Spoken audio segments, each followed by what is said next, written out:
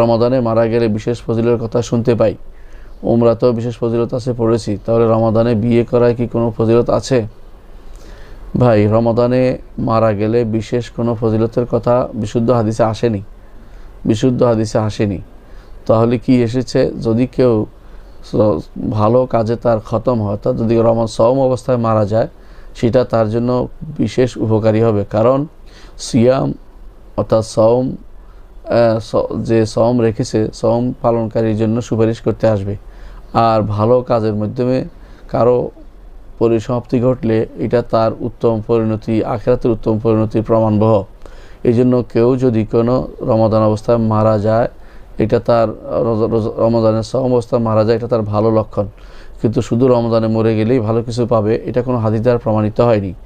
যদিও কোনো আলেম বলে থাকেন যে যেহেতু রমাদান মাসে জান্নাতের দরজাগুলো খুলে দেওয়া হয়, জাহান্নামের দরজাগুলো বন্ধ করে দেওয়া হয়, আর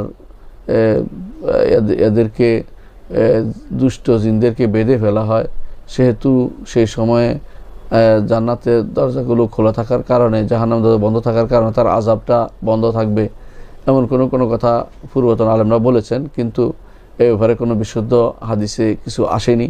সেই জন্য আমরা এই বিষয়টি এইভাবে আমরা ফজিলত আছে এটা বলবো না। অর্থাৎ মারা গেলেই ফজিলত হবে এটা নয়, তবে সওম অবস্থায় মারা গেলে অবশ্যই ফজিলত আছে। কারণ ভালো কাজের মধ্যে কারো পরিসমাপ্তি হওয়া অত্যন্ত ভালো জিনিস। তারপর আপনি বলেছেন উমরাতেও বিশেষ ফজিলত আছে পড়েছি। হ্যাঁ, উমরাতে অবশ্যই ফজিলত আছে। রাসূলুল্লাহ সাল্লাল্লাহু আলাইহি ওয়াসাল্লাম বলেছেন যে রমাদানের একটি উমরা একটি হজের সমপর্যায়ের। বুখারী অন্য বর্ণায় আসছে আমার সাথে হজের সমপর্যায়ের, অর্থাৎ রাসূলের সাথে হজের সমপর্যায়ের।